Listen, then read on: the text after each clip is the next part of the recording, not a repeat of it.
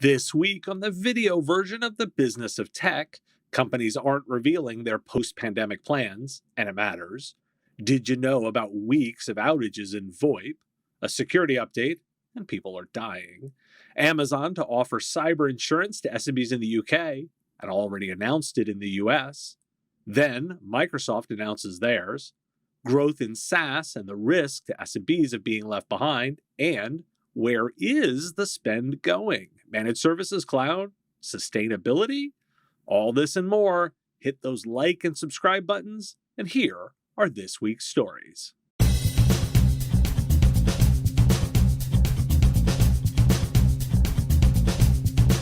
Ping Identity asked consumers about their experiences signing up for websites and how it reflects attitudes towards online privacy. 77% of respondents have already abandoned or stopped creating an online account for any number of reasons, which included demands for too much personal information, 40%, and too many security steps, 29%. More than half of respondents have outright abandoned an online service if they found logging in too frustrating, and 63% said they were likely to jump ship for a competitor if they made it easier to authenticate their identity. Of note, there are regional differences, as Germans in particular have a more critical view, and French consumers are more diligent about password resets. In the trust category, some Deloitte research shows that using digital services make government agencies more trusted. The research discovered that people had the highest level of trust with their local governments, followed by state government, followed by federal government. But at all levels of government, researchers found, agencies can use digital services to make themselves appear less distant. Why do we care? Digital services can increase trust. That's a headline. Think about that.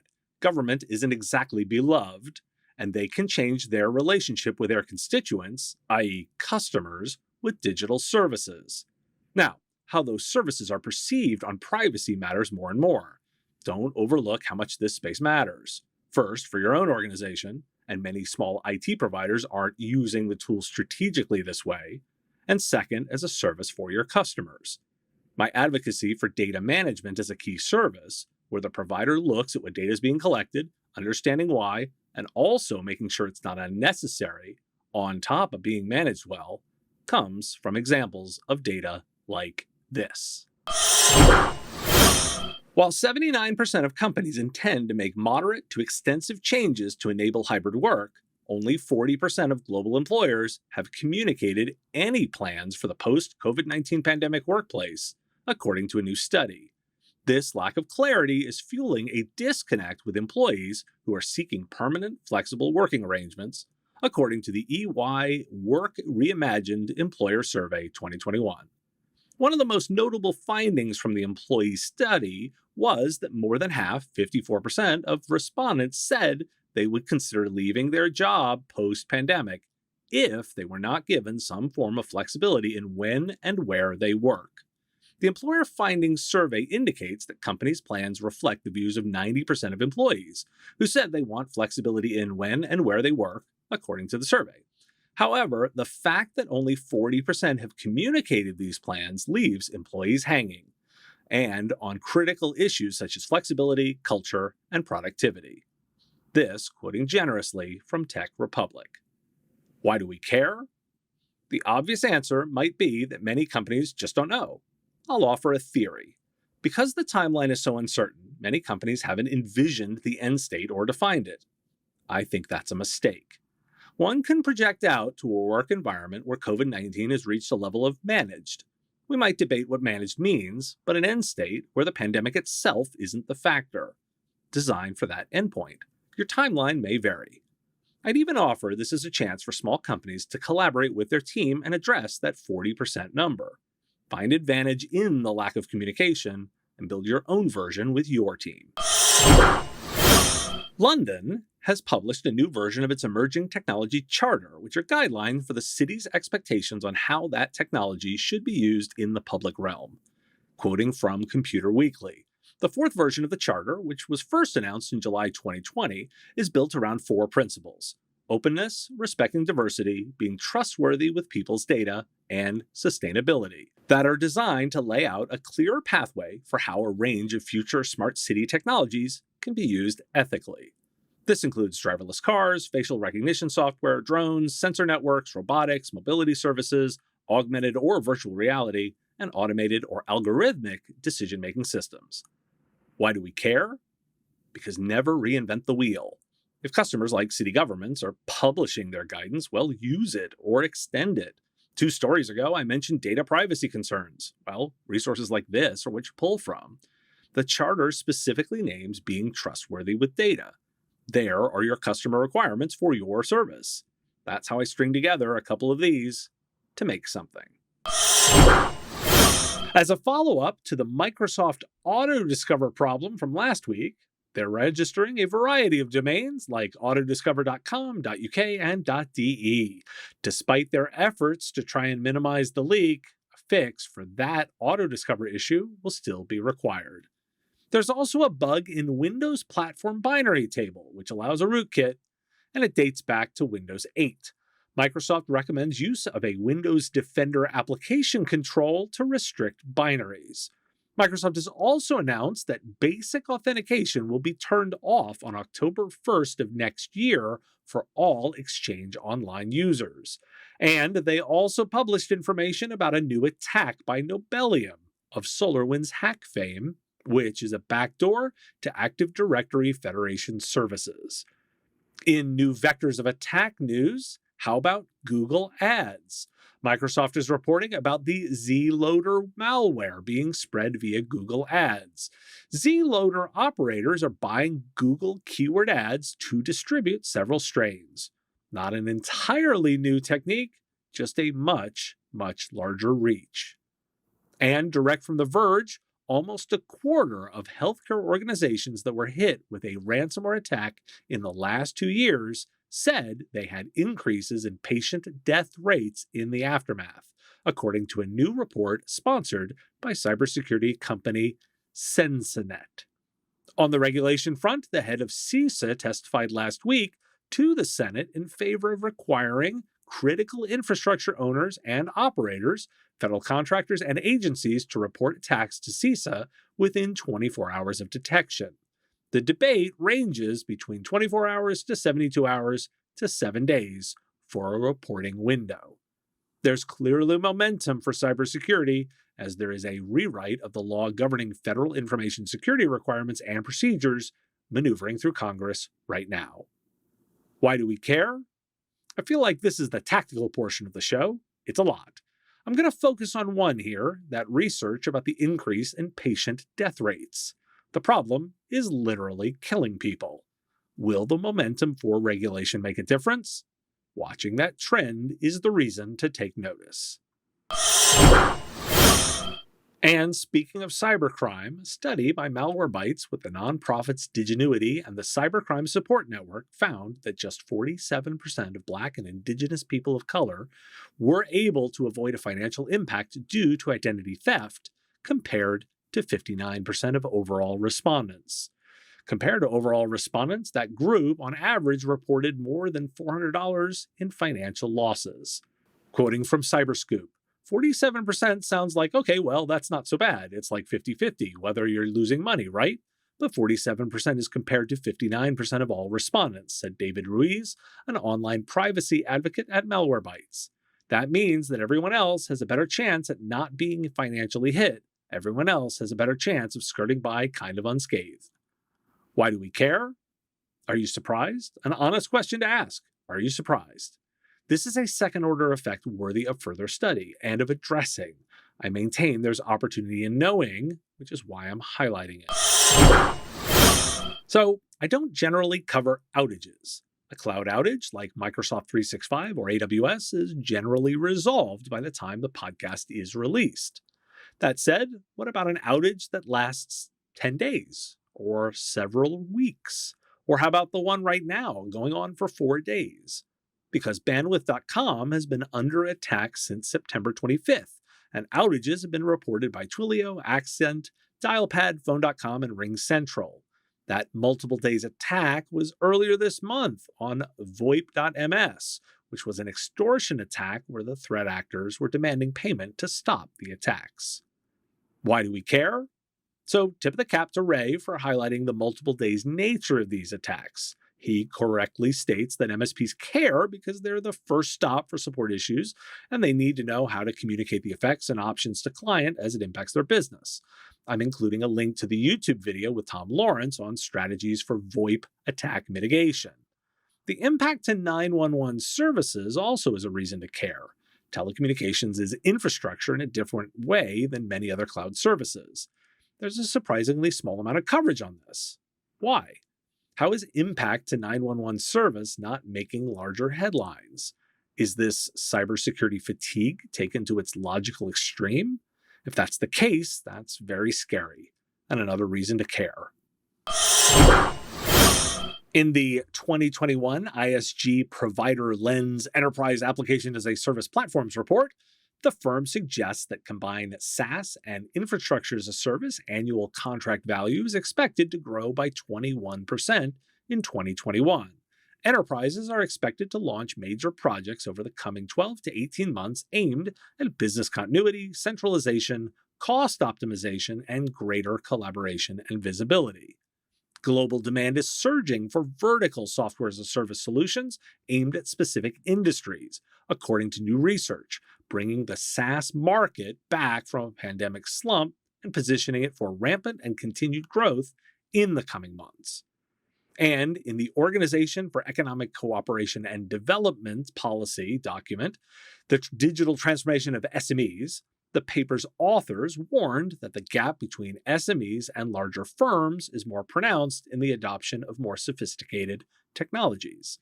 They wrote that despite the benefits and opportunities that digital technologies bring, and the significant increase in take-up in recent years, many SMEs continue to lag in adoption. And for smaller SMEs with 10 to 49 employees, digital adoption gaps compared to larger firms have grown over the past decade. This from Computer Weekly. Why do we care? Combining two things, SaaS adoption, increasing in enterprise already, and then the potential for gaps in SMBs. That's the word SME too. That's not necessarily new and does highlight the possibilities. Since SaaS can deliver so much of those capabilities to those SMBs, this should be a gap that can be overcome. It's the IT services provider opportunity, really, highlighted right here. I still worry about too many small providers not truly going all in here, and they'll be left behind. It's why we care. Threats to client data constantly evolve, so your strategies must evolve too. But knowing where to get good guidance isn't always easy. Well, nowhere will you hear more helpful insights from leading cyber protection experts than at the Acronis CyberFit Summit. I'm going again this year in person in Miami, and you should join me. Experts like Eric Simpson, Larry Walsh, and Acronis' Amy Luby will show you how to boost profits, reduce risk, and improve your team's productivity, as well as the latest cybersecurity strategies, technologies, and processes, in person and online. Learn more about the Acronis CyberFit Summit World Tour at acronis.events. So, bit more work from anywhere. This time, let's start with a piece from the Washington Post. Workers are profiled returning to the office to spend more time doing what they did at home. Zoom meetings moved from home offices to within the walls of the office and continued the same distance feeling. Tech Republic 2 asking this question: do we need to recreate office life? From the thought piece, quote, "The most important question for any organization imagining a new virtual work experience is what aspects of its workers' days must be replicated, and what new aspects do they want to design and deliver," said Whit Andrews, Gartner Distinguished Research VP. Commonly, anytime humans lose something, they want to replicate it. Why do we care? Look, there's a piece in the New Yorker too, plus a long one about the internal strife at Apple right now. We care about this because everyone is looking for the answer. And there isn't just one. And more importantly, this is unknown territory. What work will look like is uncertain. In mystery, there is margin. So I think this is an area for creative solutions. I'm not going to say I have all the answers. I feel like I have pieces, but not a total idea yet. The intellectual exercise is interesting, and because I know there's something here. Those that figure out solutions are going to do really well. Amazon is going to offer cyber insurance to SMBs in the UK. Partnering with Superscript, companies will be able to order insurance via Amazon's Business Prime program, including cyber insurance, contents insurance, and professional indemnity insurance. In case you missed it, Next Insurance announced back in March they would be offering insurance to US small businesses via Amazon Prime. Why do we care? I didn't have Amazon on my solutions to the insurance game. Not to overblow this, as they're partnering, and it's a platform for purchase more than a dedicated insurance solution for SMBs. That said, this hits the e-commerce button, and it hits the disruption coming to the insurance space. A Spiceworks Ziff Davis survey says organizations' expectations of their spending on cloud and managed services will represent 26% and 17% of overall IT spending in 2022, respectively. 61% of respondents expect business revenues to increase in 2022, with only 8% expecting a decline. Well over half of respondents at 53% also said they expect IT spending to increase, while just over a third, 35%, expect IT spending to be the same. The bulk of next year's budgets are expected to go towards hardware, about 30% of total, followed by software, 28%, and cloud services, 26%. Servers are 11%, but that's down from 14% in 2020. And why the spending? 47% say outdated infrastructure, which is down from 64% last year. 451 Research's Market Monitor looked at wasted and misapplied cloud spending. More than a third of respondents to the survey, 36%, report they are consuming cloud only at on-domain rates, the most expensive option. Vertana did a survey to look at potential reasons why. A majority, 82% of organizations with workloads running in public clouds have incurred unnecessary cloud costs, the survey's authors state. Inefficient cloud operations are emerging as a top barrier to realizing the full value of cloud. For example, 68% of all respondents stated their teams operate in silos, and 70% of respondents said limited collaboration hinders their ability to adapt quickly and improve business outcomes. The survey also shows a lack of visibility across hybrid and multi-cloud environments. 34% of respondents are running workloads in multiple public clouds, yet 86% of respondents said they cannot get a global view of cloud costs within minutes, creating delays and potentially reducing agility. 71% of respondents agreed that limited visibility across the hybrid cloud environment hinders their ability to maximize value, creates inefficiencies, and wastes time. Now, here's something to layer into that. CloudBolt asked about sustainability. 79% are willing to pay more to go green and would pay a premium to vendors incorporating sustainability into their business model. Specifically, 27% would pay 6 to 10% more, with 35% saying they would pay between 11% and 15% more, the study found. Why do we care? Look, cloud spending is going up on those reports, not down. Why do I spend time thinking about leveraging technology in the work layer more than implementing it? Because the basic implementation stuff has happened for many. We're in cost management and efficiency territory, and even sustainability. Broken record of business value, and still relevant. For 2022, business up, cloud up, servers down. And I'm starting to think managed services down. Not to say there isn't consulting or valuable services, just time to start questioning where these revenues are, because the value is in other stuff. How about another entrant to cyber insurance? Microsoft has announced a partnership with AtBay to, quote, create superior and data-driven cyber insurance products backed by Microsoft Security Solutions. Starting on October 1st, companies in the US that are already Microsoft 365 customers will be eligible, quote, for savings on their at-bay cyber insurance policy premiums if they implement specific security controls and solutions, including multi-factor authentication and Microsoft Defender for Office 365. Why do we care?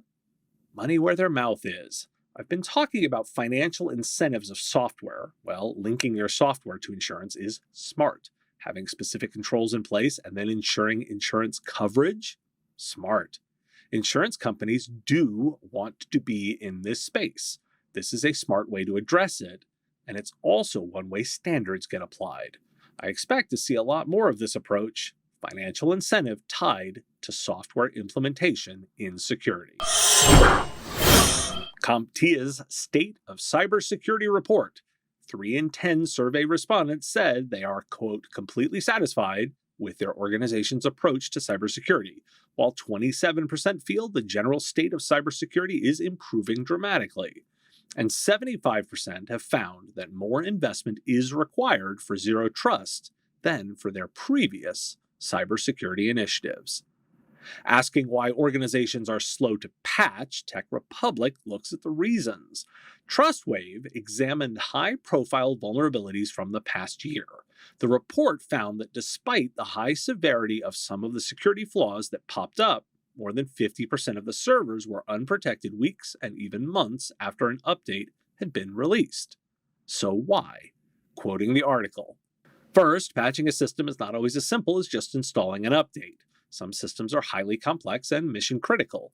As such, they may require several levels of testing and approval from different teams to make sure that a given patch won't create more problems than it solves.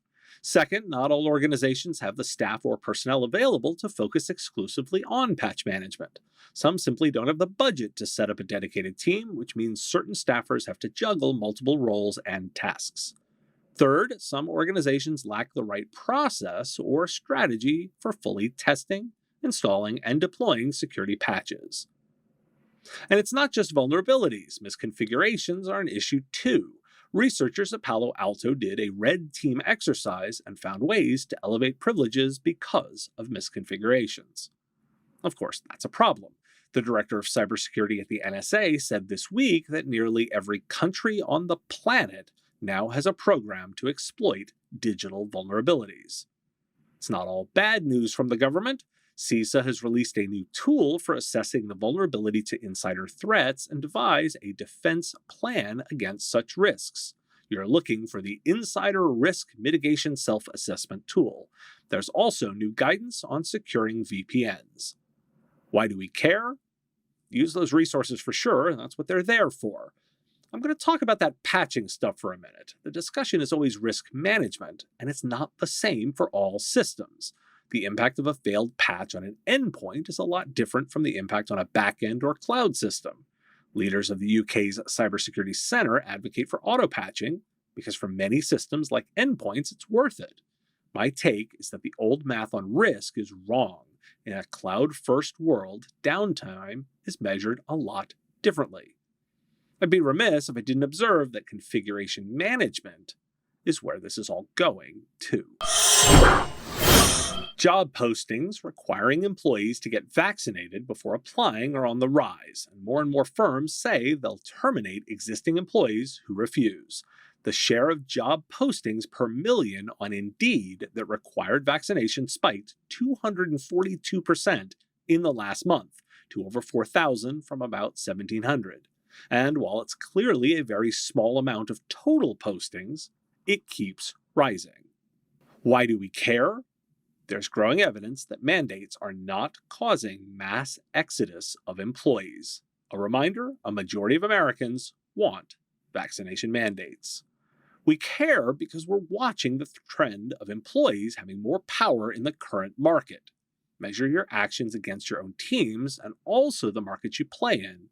And remember, the majority is often not the loudest, and you have to listen a bit harder. Here's one I'm pondering. A new report from the Office of the National Coordinator for Health Information Technology says that most people are likely to access their medical records via computer rather than smartphone app. Almost 40% of US adults said that they accessed their health records through a patient portal in 2020, up 25% from 2014. Of the people who did use a portal during the study period, around 40% said they only or sometimes used a smartphone app to access it. Why do we care? I don't profess to have a quip on this one. This data is about understanding customer behavior. Medical record systems kind of suck. That's an opportunity, by the way. And so I'm not surprised they require a form factor that lends itself to managing complexity. Healthcare is going to be disrupted because with it being such a large portion of the economy and the technology being so disconnected from the way it's executed in other portions, someone is going to exploit that. Thanks for tuning in to This Week in the Business of Tech. Shows come out each week, pulling together the daily podcast. If you like this show, please hit that like button and subscribe to the channel. The content here is possible because of supporters like you. If you want access to shows early, answers to your questions, and private interactions, join our Patreon. It's pay what you want. You decide what the content is worth. Join at patreon.com/MSP Radio. Patreons also get access to the written versions of every story as they come out. If you want the stories right away, you can get them on the daily podcast. Find The Business of Tech on Apple Podcasts, Spotify, Google Podcasts, or wherever you get your shows. Subscribe links at businessof.tech, and I'll talk to you again next week.